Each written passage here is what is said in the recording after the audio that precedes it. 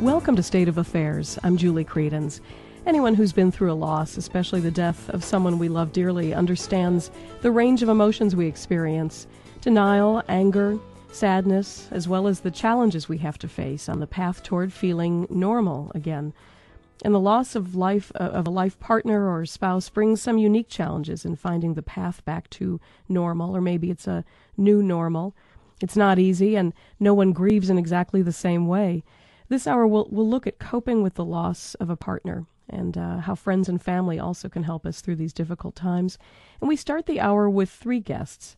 Dr. Eli Karam is an assistant professor in the family therapy program in the Kent School of Social Work at the University of Louisville.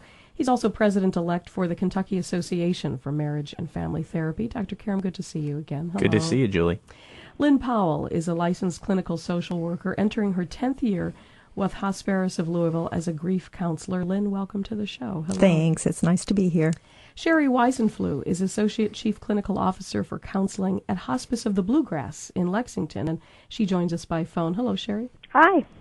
And you can join the conversation, too, at 877-814-TALK, 877-814-8255. You can also send your email to soa@wfpl.org. Reach us on Twitter at SOA Talk or on Facebook.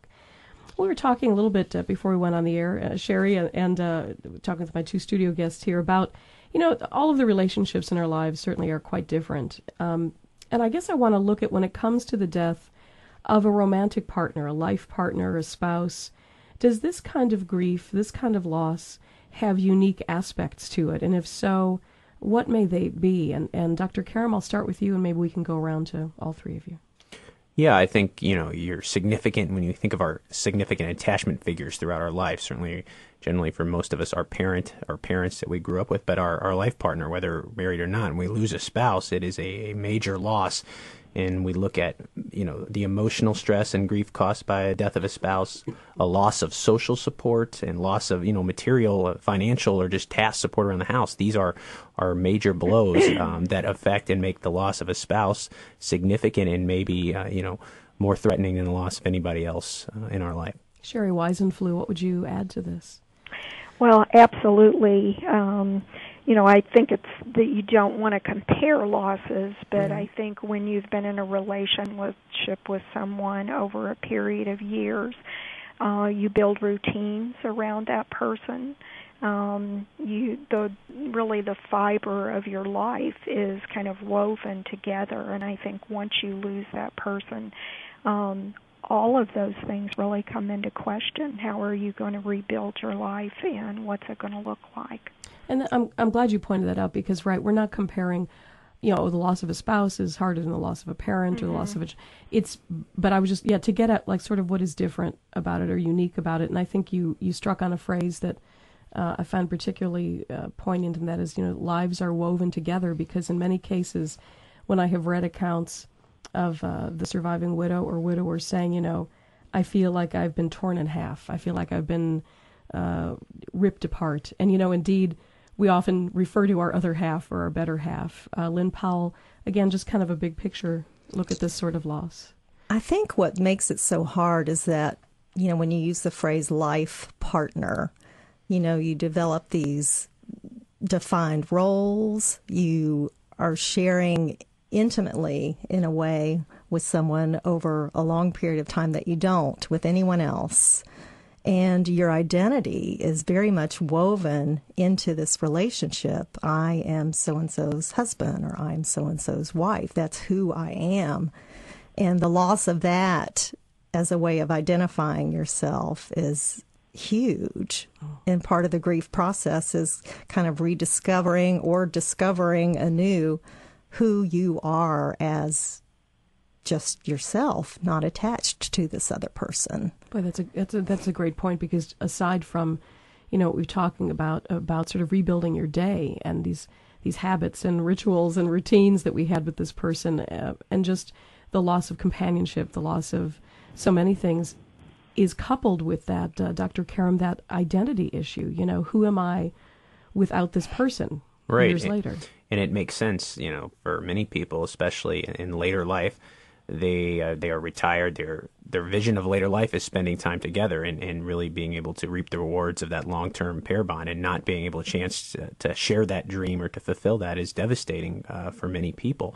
And for some people that aren't necessarily as balanced, they don't have individual careers or hobbies, their soul happiness rises and falls with that other person. If they lose them, it is just so devastating and damaging to who they are and their whole self-concept, because as we were saying, so much of how they view themselves is defined through that other person.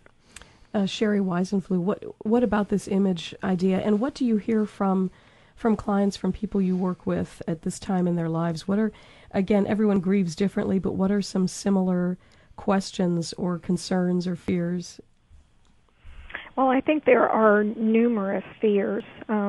Fears of, maybe they've gone from marrying when they were young, they were in their early 20s. Maybe they've never lived on their own before. Maybe those roles were so well defined that they've never done the checkbook before, their spouse did that, or they've never cooked, their spouse did that. I remember working with a woman who didn't have to pump her own gas, and the first time she had to go to the gas station to do that, she was angry. She was angry at her spouse for dying and making her have to do that, and she was sharing that in a support group with us. But I do definitely think there are lots of fears. And that's, that again points out sort of the practical parts of our partnership, and sort of how roles and responsibilities were divided, and how one can feel adrift in having to learn that. On the one hand, someone might say, well, it's no big deal to pump your gas, but it represents something much bigger than that, doesn't it, Sherry? Yes, it does. I think there are all kinds of what are called secondary losses, and those are all good examples of those.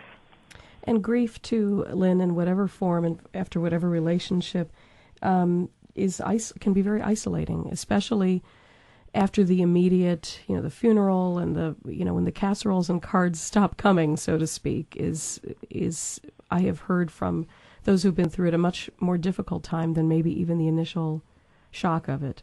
Right. It usually does tend to get worse before it gets better. And I don't think it's that the other people that were there at the beginning no longer care, but they weren't as intimately involved with this person like the widow or widower was, and they just kind of get caught up in their own lives, and it can be very isolating. And that's why I think I strongly encourage all of my clients to get involved in some kind of support group, because a lot of times, you expect a lot out of your family, but they're suffering with their own grief and can't support you like maybe you had thought they could. And it's expecting a lot from them to meet all of your needs, and you can't meet all of their needs either. And sometimes you have to look outside the family for that support.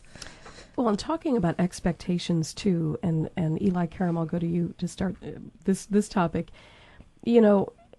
When people experience a loss and then maybe some period of time has gone by, this expectation perhaps from others that, are you really, you're still crying every day? Or, I mean, come on, it's been a year, or it's been 2 years, or those expectations that others may place on us. But are there also expectations we place on ourselves at a point where someone is saying, why am I not feeling better? I should be. I mean, do we place sometimes unfair demands on ourselves? I think we do. We hold ourselves up to too big standards, and one person's grief is the same. So even though you might have known someone and they got over it or moved to acceptance within a year or so, you might be beating yourself up because why am I not where I should be compared to everybody else? And I don't think you can do that, but I do think it's good to normalize for your listeners, Julie, kind of the expected stages, and these are from the classic text by Elizabeth Kubler-Ross, On Death and Dying, which is now over 40 years old. But these are kind of normal emotions or feelings you can go through on this pathway to,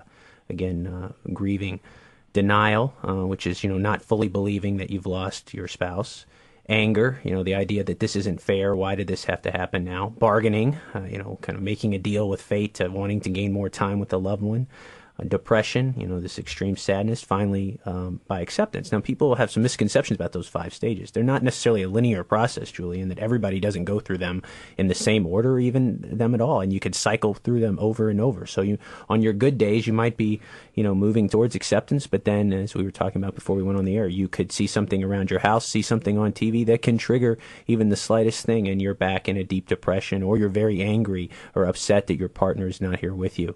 Like we were saying earlier about at the gas station, when not being able to pump her own gas triggered this anger reaction. So these are stages, but they don't follow everybody in the same way at the same time. What is recommended then, Sherry? Persistent grief, everyone grieves in a different way, at a different pace and time. How do you know if you do need to seek out maybe a therapist or someone to help you, whether that is just to acknowledge and affirm your feelings or to help you gain some kind of peace of mind, if that's possible? How do you know when it's time to do that? Well, I hate to put a time frame on that because, as you said, it is so individual. The other thing I would look at is what were the circumstances surrounding the loss, because if it's a sudden loss, I think individuals are going to have different reactions than if it was that the person had been ill for a period of time and that the loss was somewhat expected. And even in those cases, it's not always, if a physician said you had 6 months and the person dies in 3, that still feels like an unexpected loss because it came sooner. So I think sometimes the circumstances surrounding the loss may be a better place to start than looking at time. That's so true. I've had many people tell me that the second year was harder than the first year, and some people expect to feel better in 6 months. Sherry, we need to take a quick break, and we'll be hearing some personal stories, too, when we come back, looking at coping with the loss of a spouse. You're welcome to join us, 877-814-TALK, 877-814-8255. From the studios of WFPL in Louisville, you are listening to State of Affairs.